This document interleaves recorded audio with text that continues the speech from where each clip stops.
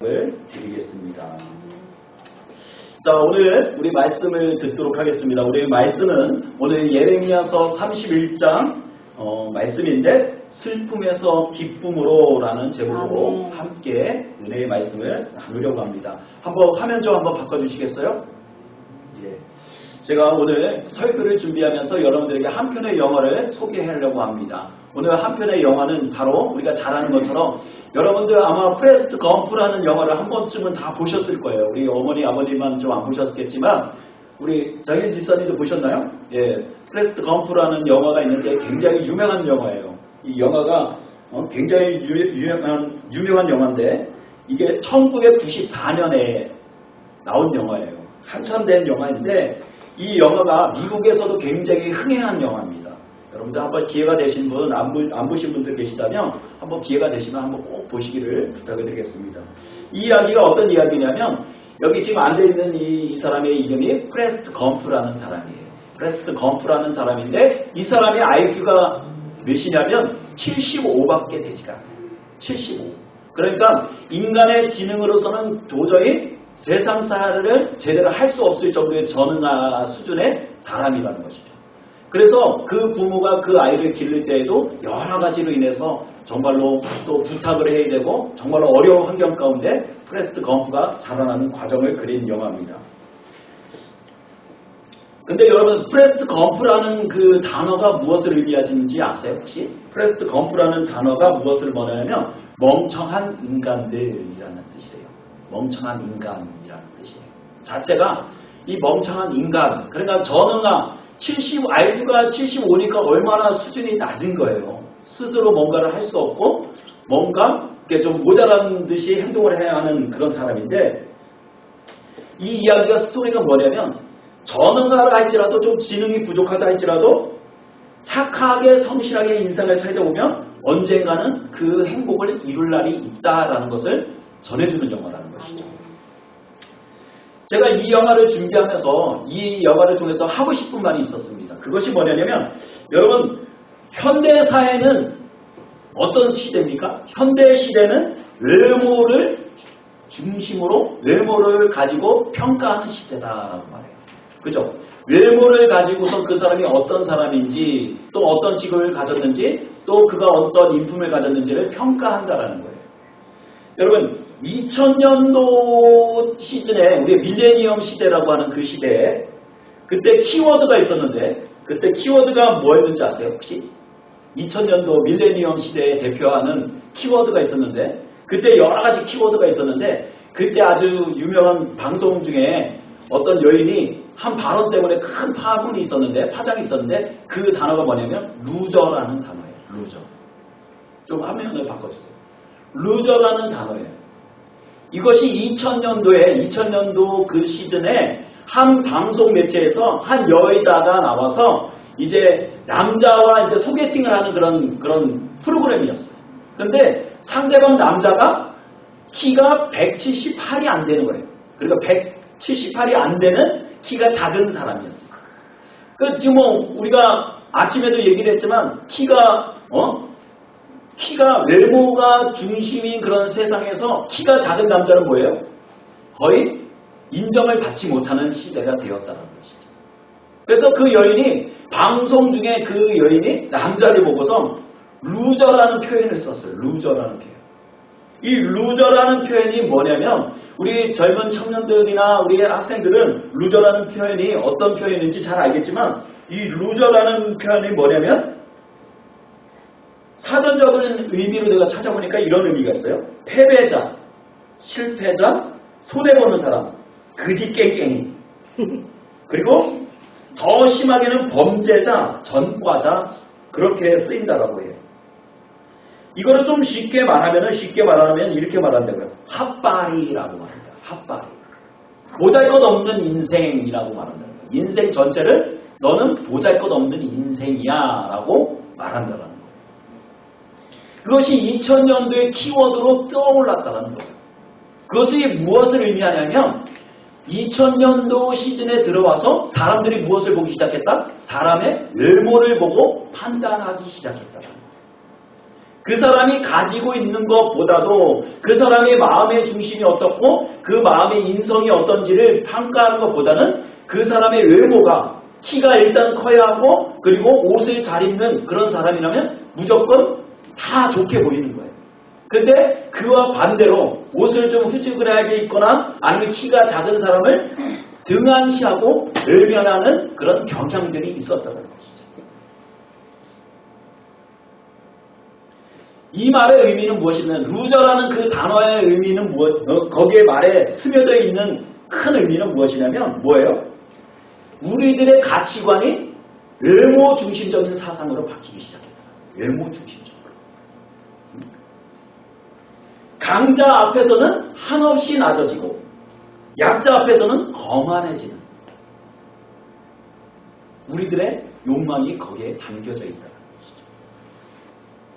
그리고 한편으로는 대중문화, 어떻게 보면 우리가 지금 SNS라든지 아니면 우리가 보는 유튜브라든지 페이스북이라든지 그런 매체들이 얼마나 위험한 것인지를 우리가 확인할 수가 있다.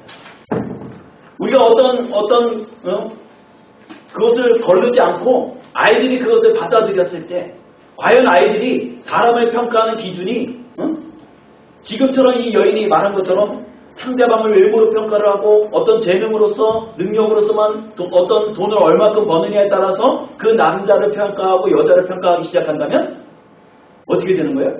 세상에는 다 루저가 되는 거예요. 모든 사람.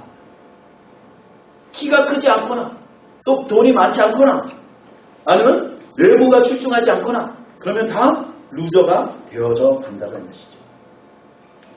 우리 젊은 사람들뿐만 아니라 모든 사람들이 뭐예요? 외모에 끊임없이 집착을 합니다. 그리고 키가 크고 멋있으면 정말로 멋있는 남자예요. 그래서 연예인들 보면 요즘 나오는 연예인들 보면 어때요? 굉장히 키가 훤칠하고 뭐예요? 하나같이 피부가 뽀야요. 뽀얗고 어떻게 해요? 정말로 이쁘게 생겼어요. 남자들도. 응?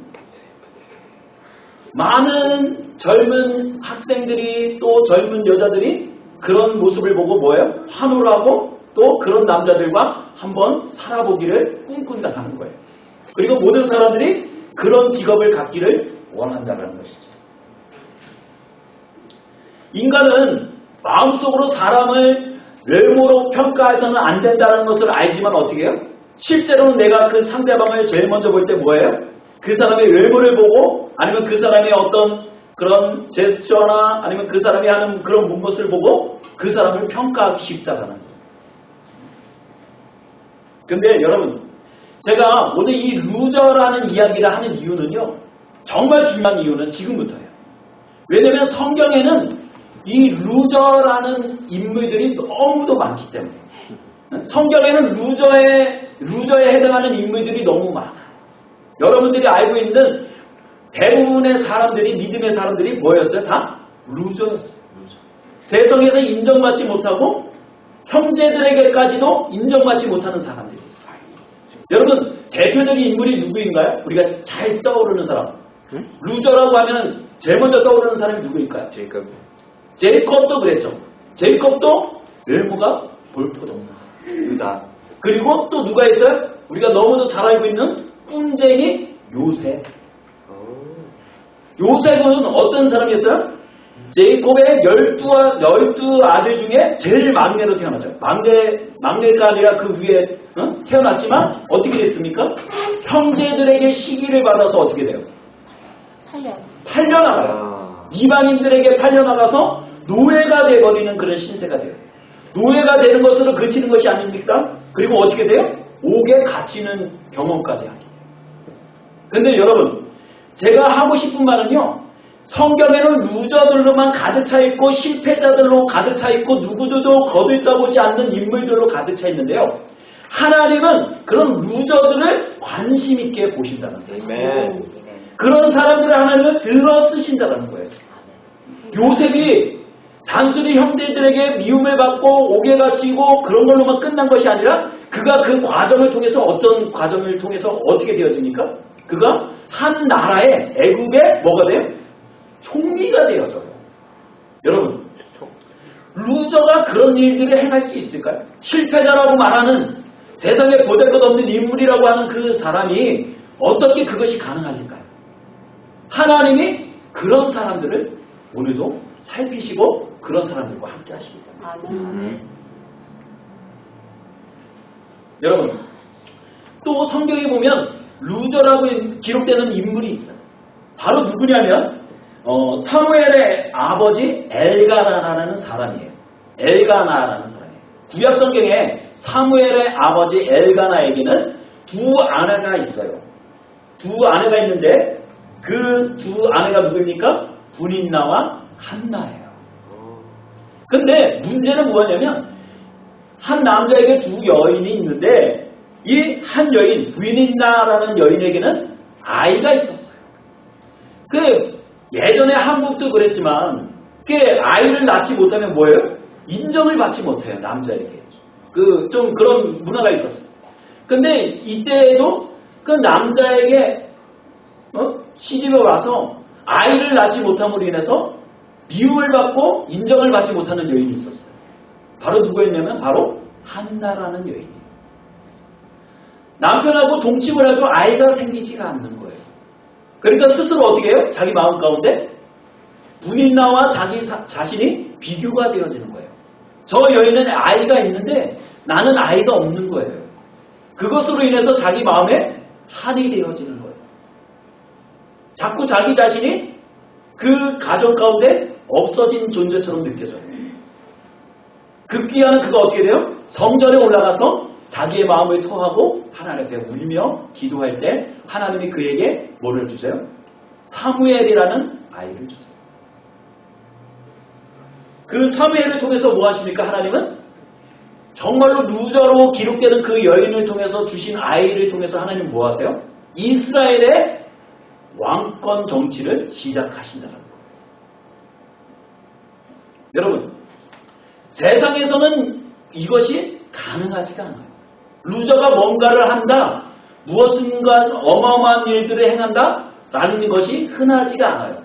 그런데 성경에 보니까 뭐예요? 루저라고 기록이 되고 세상 사람들도 거두다보지 않는 사람을 통해서 하나님은 이스라엘의 왕의 어떤 그런 정치를 이루는데 기초를 세우시고 또 하나님의 시대를 열어가시는 것을 우리가 볼 수가 있다.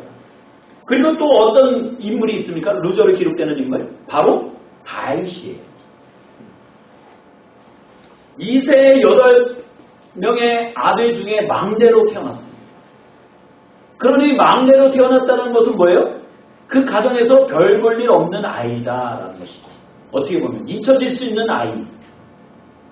그냥 형들이 아버지를 도와서 들일을 나가면 그냥 집안일을 돌보고 그냥 형들에게 얻은 그런 양떼와 그 소를 돌보는 일들을 하는 그런 작은 자에 불과했다는 것이죠.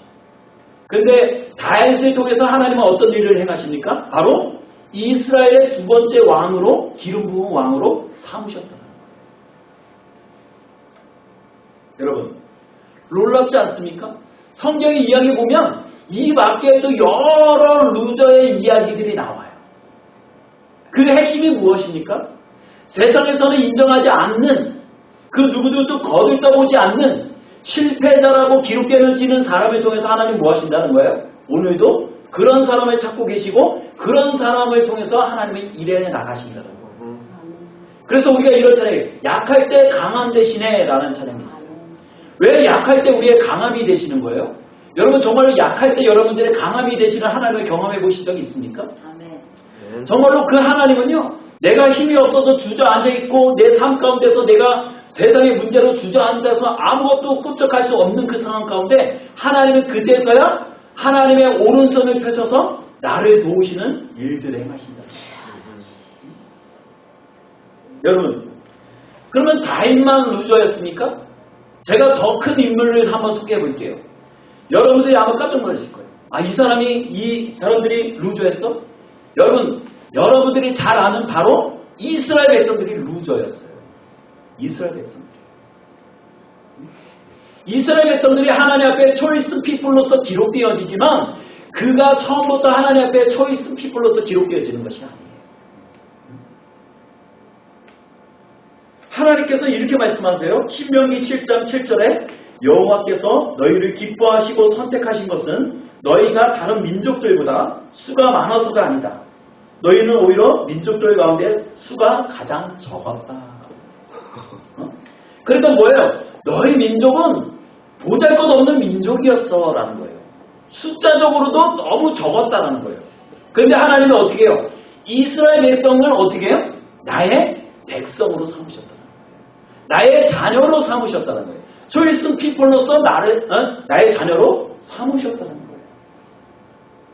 근데 여러분 이거보다도 더 충격적인 사건이 있어요. 그것이 어떤 사건인 줄 아세요? 바로 예수님이 이 땅에 루저로 오셨다는 거예요. 실패자로 오셨다는 거예요. 왜 예수님이 실패자예요? 왜 예수님이 루저일까요? 여러분 한번 우리가 생각해 봅시다. 예수님이 이 땅에 오실 때 그 땅을 다스리고 있던 사람은 누구였습니까? 왕은 누구였을까요? 바로 헤롯이죠. 헤롯 왕이 로마 정권을 다스리고 있을 때였어요. 그리고 예수님이 이 땅에 오실 때 어디로 오셨습니까? 마구간에 오셨잖아요. 마구간이 어떤 곳이에요? 바로 동물이 있는 곳에서 동물이 똥을 내지르고 오줌을 싸 냄새가 나는 안락하고 정말 포근한 그런 침대가 있는 왕궁에서 태어나신 것이 아니라 뭐예요? 정말로 초라하기 그지없는 어떤 것도 준비되어져 있지 않는 그런 장소에 예수님께서 태어나시다. 여러분 그것만 보더라도 예수님이 루저 아니에요? 그 정도면. 가정이 아무것도 가진 것이 없어요. 출중한 것이 아무것도 없어요. 아이를 낳기 위해서 아버지가 어머니가 재산이 많은 것이 아니에요. 요즘 아이를 출산하기 위해서는 어때요?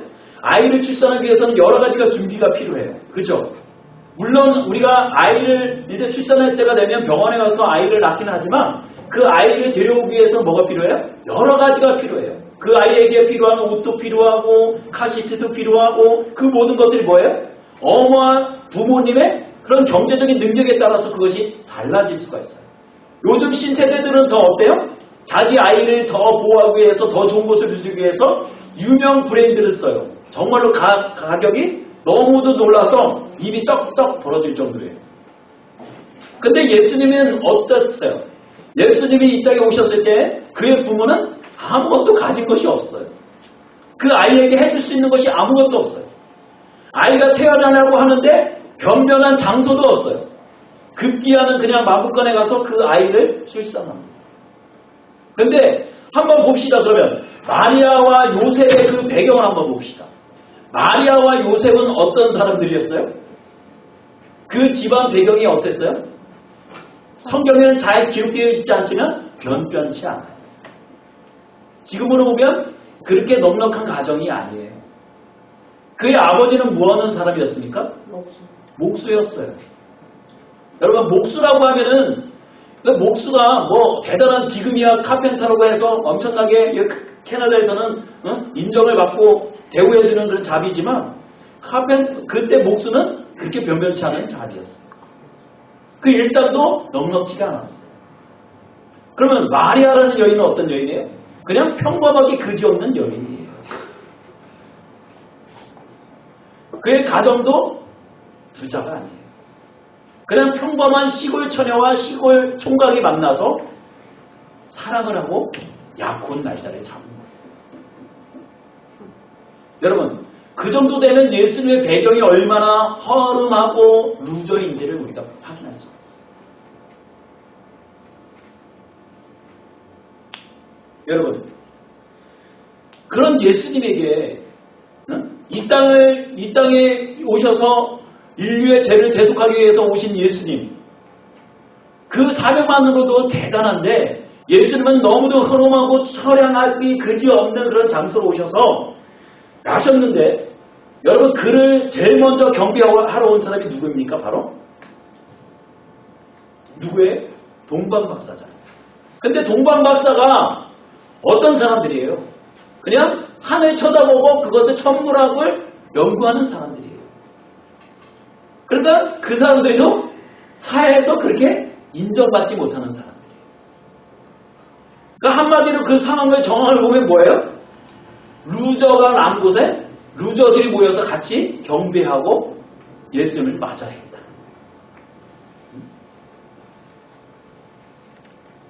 여러분, 그 예수님의 삶은 또 어땠을까요? 예수님의 삶은 어땠습니까? 예수님의 삶을 우리가 살펴보면요, 예수님이 이 땅에 오셔서 엄청난 기적과 이적을 보이시면서도 정작 본인을 위해서 자기가 자신을 편하기 위해서 어떤 능력을 행하신 적이 없어요. 단지 뭐예요? 그냥 허스름한 한 벌의 옷을 입고 신발, 지금으로 말하면 슬리퍼죠. 슬리퍼를 직접 끌고 머리도 자르지 않고 제대로 씻지 못하는 거무적적한 피부를 가지고 이리저리 돌아다니는 청년에 불과했어요. 그리고 그가 한 일은 무엇입니까? 공생의 기간 동안 우리들에게 보여주셨던 모습은 뭐예요? 누구도 관심 갖지 않는 죄인들, 과부된 사람들, 그리고 가늠하다 잡힌 여인, 누구도 인정해주지 않는 사람들과 함께 지나시며 그들을 위로하시고 그들의 마음을 위로하셨다는 거예요. 급기야는 성경을 연구하는 바리새인과 율법학자들은 뭐예요? 예수님을 못마땅했어요. 야, 저런 어떤 시골 청년이 어떻게 우리가 기다리는 메시아가 될 수 있는가? 외모로나 뭐를 가지고 있는 거나 보더라도 도저히 우리가 기다리는 메시아로서 인정이 안 되는 거예요.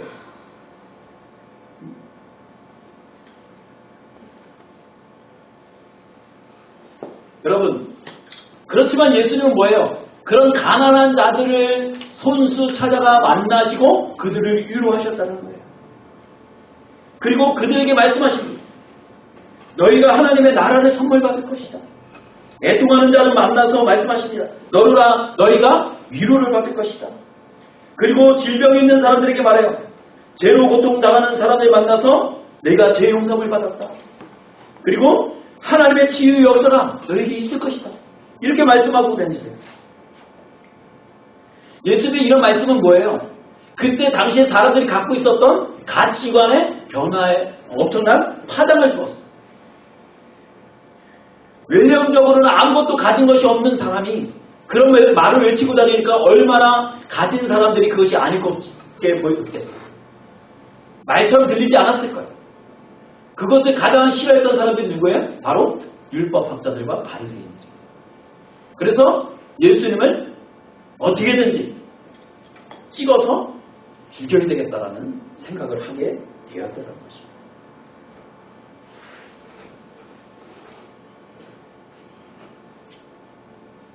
여러분, 예수님도 우리 인간에게 버림을 받았어요. 근데 또 한 분의 루저가 있어요. 바로 누군지 아세요? 바로 하나님이세요. 응? 하나님. 하나님은 인간에게 버림받으신 분이에요. 왜 인간에게 버림받은 줄 아세요? 하나님의 인간을 만드신 제일 된 목적이 무엇입니까? 바로 나를 영화롭게 하고 나를 찬송하기 위해서 인간을 지으셨더라고요. 그것은 단순히 찬송만 받기 위한 것이 아니라 뭐예요? 인간하고 교제하기를 원하시고 같이 친밀한 관계를 갖기를 원하셨다는 거예요. 같이 사랑하기를 원하셨다는 거예요. 그런데 여러분 생각해 보세요. 사랑하는 여인을 만나면, 내 사랑하는 아내를 만나면 뭐라고 말해요? 사랑의 여보, 사랑의 자기야, 이렇게 고백을 하잖아요. 예수님께서 우리에게 정말로 요구하시는 건 뭐예요? 오늘 우리에게 요구하시는 건 뭘까요? 사랑합니다 예수님, 라는 그 한마디. 그런데 인간들이 그 말을 하기가 싫어요. 오늘 우리가 모여서 예배를 드리는 이유가 뭐예요? 우리가 예배를 드리는 목적이 무엇입니까? 바로 내가 하나님을 사랑하는 것을 고백하기 위해서 우리가 모여서 예배를 하는 거예요. 그런데 정작 우리는 뭐예요? 예배의 자리를 거부한단 말이에요. 하나님을 만나는 것을 거부해요. 그리고 언제 해요? 내가 하나님을 필요로 할 때 하나님을 부른단 말이에요. 그러니까 하나님은 뭐예요? 우리에게 버림받은 루저에 불과하다. 근데 그 주님이 이렇게 말씀하세요. 로마서 10장 21절에 그러나 이스라엘에 관하여서는 내가 순종하지 않고 거역하는 백성에게 온종일 내 손을 내밀었다라고 말씀하세요. 이 말의 의미는 무엇이냐면 나를 사랑해 주기 위해서 내가 온종일 너희들에게 사랑을 구해야 했다는 거예요. 두 손을 벌려서. 여러분, 그 주님이 오늘도 두 팔을 벌려서 사랑을 구해한단 말이에요. 누구한테? 버림받은 인간으로부터. 나 좀 사랑해 줄 수 있겠니? 나를 사랑한다라고 고백해 줄 수 있겠니? 라고 말하면서. 여러분, 그런 인간이 하나님의 그런 정말 간절함을 알고 하나님 앞에 되돌아와야 되는데 인간이 어때요? 하나님 앞에 범죄함으로 하나님을 떠나기 시작합니다. 교만함으로 인해서 하나님을 떠나기 시작해요. 급기야는 어떻게 합니까? 이스라엘이 어떤 죄악을 저질러요? 바로 하나님을 사랑하지 않고 거짓 우상을 만들어 놓고 자기 아들을 태워서 그 번제단에 자기 아이를 태워서 제사를 드리는 행위까지 하나님 앞에 서슴없이 합니다. 예레미야서 7장 31절에 이렇게 말해요. 그들의 흰놈의 아들 골짜기에 도배 산당을 짓고 자기 아들과 딸들을 불에 태웠다. 이것은 내가 명령하지도 않았고 내 마음에 떠오르지도 않았던 일이다. 이스라엘 백성들이 하나님이 상상하지도 못한 일들을 하기 시작했더라는 거예요. 급기야는 어떻게 됐냐면 그들이 하나님 앞에 범죄함으로 인해서 그들이 어떻게 돼요? 포로로 끌려가는 신세가 됩니다. 하나님은 그런 장면을 보면서 너무도 마음이 아프셨어요. 내 초이슨 피플, 내가 사랑하는 자녀들, 그들이 포로로 끌려가는 그 모습이 너무도 안타깝다. 그리고 함께 아파하셨다는 거예요. 그리고 말씀하세요. 31.9절에 오늘 말씀에 이는 내가 이스라엘의 아버지이며 에브라임은 내 맏아들이기 때문이다. 이스라엘을 흩트는 자가 그들을 모을 것이고 목자처럼 그 양떼를 지킬 것이다. 인간이 하나님을 배반하고 하나님 앞에 그 두 팔 벌린 팔을 향해 외면할지라도 예수님은 뭐 하신다는 거예요? 계속적으로 인간을 향해서 구애하고 계신다는 거예요. 에브라임은 이스라엘의 별명이에요. 별명. 에브라임. 이 말의 의미는 무엇이냐면 나는 이스라엘의 아버지다. 그리고 너희는 내 아들이다라는 것이에요. 하나님이 이스라엘 백성들이 급기야는 돌아오기를 간절히 원하셨다는 것이죠. 그리고 말씀하세요. 너희가 더 이상 슬픔의 사람이 아니라 기쁨의 사람이 될 것이다 라고 말씀하세요. 예레미야서 31장 13절에 이렇게 말해요. 그때에는 처녀들이 춤을 추며 기뻐하며 젊은 사람들과 늙은 사람들이 함께 기뻐할 것이다. 내가 그들의 애곡을 즐거움으로 바꿀 것이고 그들의 위로하고 슬픔 대신에 기쁨을 줄 것이다. 하나님은 이스라엘 백성들이 위로하기를 원하셨다는 거예요. 날마다 배반하고 루저의 인생을 살아가는 그들이 늘 하나님을 배반한다 할지라도 예수님은 뭐 한다는 거예요? 그들의 눈물을 닦기를 원하셨고 그들의 슬픔을 뭘로 바꾸시기를 원하셨다는 거예요? 기쁨으로 바꾸기를 원하셨다는 거예요. 아멘. 그리고 말씀하세요. 너희가 더 이상 노예가 아니라 노예의 신분이 아니라 하나님의 아들의 신분으로서 살아가게 될 것이다 라고 말씀하세요. 그리고 하나님과 더불어 춤추고 기뻐하며 노래를 부르게 될 것이다 라고 말씀하세요. 하나님은 지금도 우리를 향해서 말씀하십니다. 내가 어찌 너를 버리겠느냐? 내가 어찌 내 인생을 그대로 방치하겠느냐? 나는 내 아버지다. 나는 선한 목자다. 내게로 오라. 나의 사랑을 받으라. 내가 온종일 내 손을 벌리고 너를 기다리고 있겠노라. 여러분, 우리는 언제 승리할 수 있습니까? 바로 예수님과 동행할 때 우리는 비로소 승리자가 될 수가 있습니다. 아멘. 우리는 우리가 세상의 가치관대로 보이는 대로 우리가 살아간다 하면 우리는 세상의 루저로서로만 기록이 될 거예요. 그렇지만 우리가 예수님을 알고 예수님을 따라가는 그 순간 우리가 뭐예요? 루저에서 뭐가 되는 거예요? Winner. 승리자가 되는 거예요. 위너가 되는 거예요. 여러분, 내가 비록 이 땅에 가진 것이 없고 신분과 지위가 없어도 예수님과 더불어 살기에 이 세상에서 당당하게 살아갈 수 있는 하나님의 사람이 되어져 가는 것입니다. 여러분, 더 이상 슬픔으로 오늘을 올가매지 마십시오. 더 이상 죄책감으로 나를 붙들어매지 마십시오.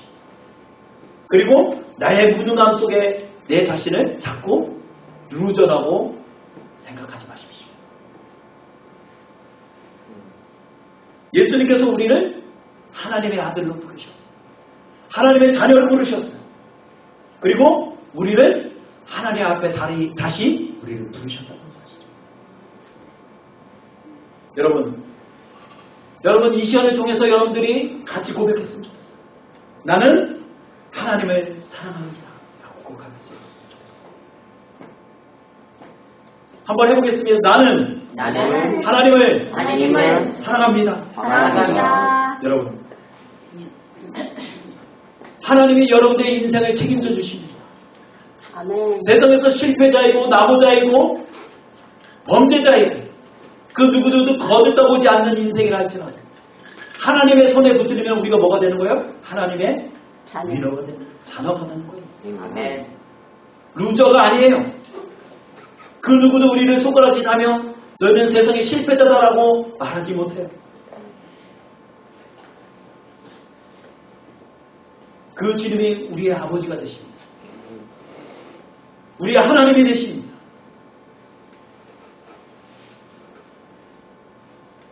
우리가 그 주님을 늘 의지함으로 평생을 살아가며 내 슬픔이 변하여 기쁨이 되게 하시는 하나님의 역사를 매일매일 경험하면서 그 하나님을 경험하는 삶이 되시기를 주님의 이름으로 축복합니다. 아멘. 기도하시고